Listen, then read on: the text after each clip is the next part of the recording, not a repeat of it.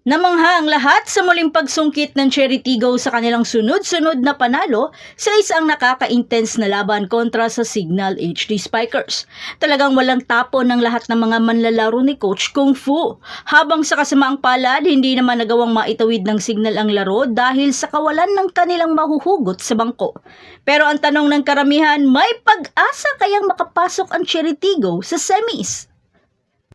My idol, my inspiration, my shoulder, my toes, my knees, my kuko. Nagtala ng ika-4 na sunod na panalo ang Cherry Tigo matapos walisin ang Signal sa score na 26-24, 25-20 at 26-24 sa 2024 Premier Volleyball League All-Filipino Conference noong Huwebes na ginanap sa PhilSports Arena. Ang crossovers ay nakaligtas sa isang mahabang laban sa ikatlong set na nagbigay daan sa kanila upang mapabuti ang kanilang record sa 6 na panalo at 2 talong record. Bumuo ng isang 3-way tie kasama ang Creamline at Petrogas mula sa ikatlo hanggang ikalimang pwesto sa team standing. Samantala, alam ni Coach Kung Fu na malakas at magaling talaga ang Signal kaya ganito na lamang ang naging reaction niya dito. Actually, yung game itself parang carjack game kasi nga dulo-dulo lang nagkakatalo. Puro breaks of the game, so syempre yung respeto namin dun sa Signal team, alam namin kung gaano kalakas yung team, kung gaano ka-competitive. Luckily, tumama yung galaw namin dun sa dulo. Very unfortunate naman sa kabila kasi nagkakaroon ng mga unforced error or violation, so doon na lang talaga nagkakatalo. Saad ito ni Coach Kung Fu. Which is tama naman. Talagang nasusungkit ng Cherry Tigo ang momentum. Kulang talaga sa panapos ang Signal. Kahit sa laro nila nung nakaraang laban kontra sa Creamline. Kaya umabot sa 5th set at nasungkit pa ng Creamline ang panalo.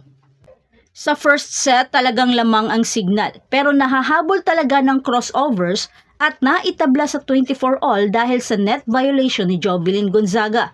Kaya sinigundahan agad ni Aragalang ng isang off-the-block hit at naiset point ang laban habang pinalalakas nila ang kanilang depensa sa net na nagdulot ng isang killer block kay Vanny Gandler. Kaya nakuha nila ang first set sa score na 24-26. Sa second set, naging dominante naman dito ang Cherry Tigo sa lahat ng departamento, mapa-blockings, attacks at service aces sa tulong ni Ea Laure. Dahil nang maitabla niya ito sa 14 all, dahil sa kanyang sunod-sunod na service aces, nagtuloy na ang takbo ng momentum ng Cherry Tigo na di kayang mapigilan ng Signal. Hanggang sa isang mabigat na service ace ni Becar targeting Ses Molina. Kaya Aragalang pinangunahan na agad ang kanyang mga sunod-sunod na sharp cross-court attack kaya dominante nilang nakuha ang second set. Sa third set, lamang na naman ng bahagya ang Signal ng 5 puntos. Halos tumulong na nga si Jel Cayuna sa paggawa sa puntos upang maitawid ang kalamangan. Pero sa puntong ito, tila di pa rin nila mabasa ang mga atake ng crossovers. Kaya di nila ito mapigilan. At this time, pagod na ang manlalaro ni Coach Shaq at wala na siyang mga solidong bangko na magtatawid sa bakbakan. At nang maitabla ni Chang Abi sa isang quick attack sa score na 18 all, dito na nawawalan ng balanse ang Signal at nagkanda error na. At sa puntong ito, nasasayang ang mga digs at receive ni Don Macandili. Pero ang mga veteranong sina Molina at Gonzaga ay talagang never say die, ika nga. Talagang inilaban pa nila ito hanggang sa maitabla sa 23 all. Pero dahil sa mga unforced error, isang lucky ball na overpass ni Ea Laure at isang regalo na sana ito kay Doria pero nagkaroon pa ng net touch. Pero inilaban muli ito ni Molina sa isang cross-court attack sa score na 24 all. Pero agad naman tinapos ng Laure sisters ang laban.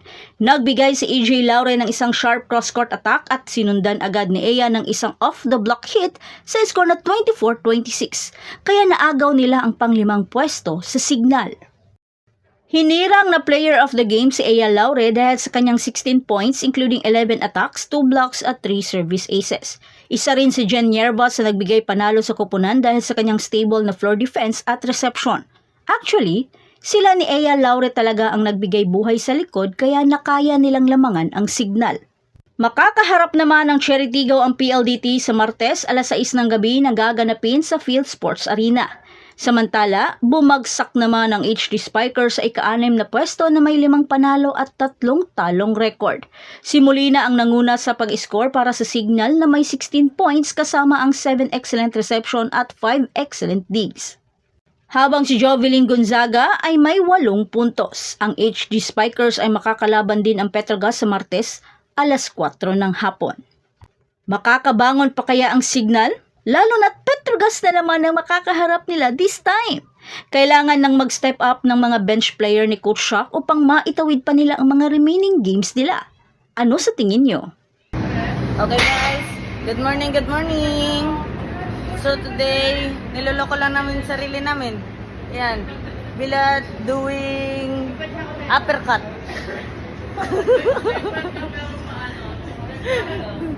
Ayan pa yung isa doing mag-smile. Lo, vlog 2! Kaninong vlog? Kay Bilad yan. Gago. Ito yung area ng Big di ba? May tanong sa iya kung Thank you, Cha. You're welcome. Thank you po. Thank you sa kamay ni Maylin. Asawa to, napakasipag.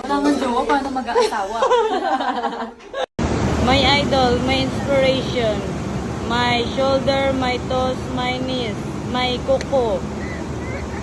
Mag-asawa din to, gabi to pa to nagluluto. Today, ang ating Ano po menu menu for natin today? dinner is beef steak a la chang. Ay, favorite ulam ni A la Chang. chang. May ganon. Ito, malapit na to mag-asawa. Onting utot na lang. Lapit na talaga. Ikaw, ano ka? Display lang. Ano ka dyan? Malayo pa sa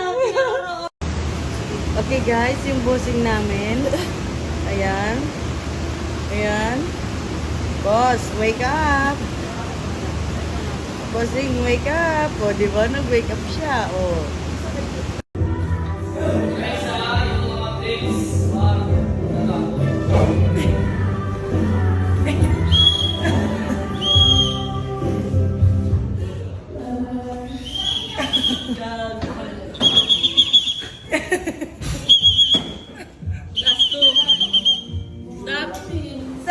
Diba?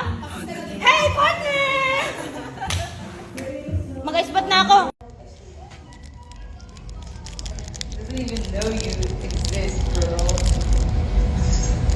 Ito nga eh. Isang pinaka-flex ko sa life ko nila madam.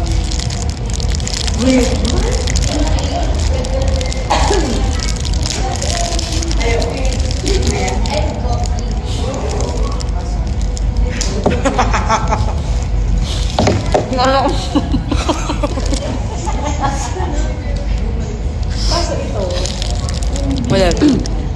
Bawal tumawa.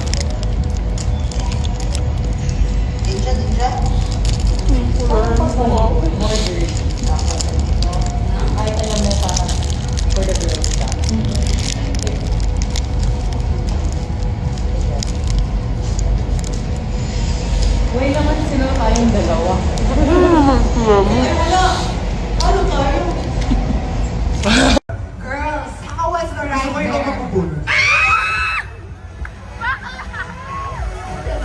Thank you so much. Thank you. So that's it. Thanks for supporting this channel and please don't forget to like and subscribe and spike the notification bell para lagi kang updated sa mga valuable doon. And thanks for watching.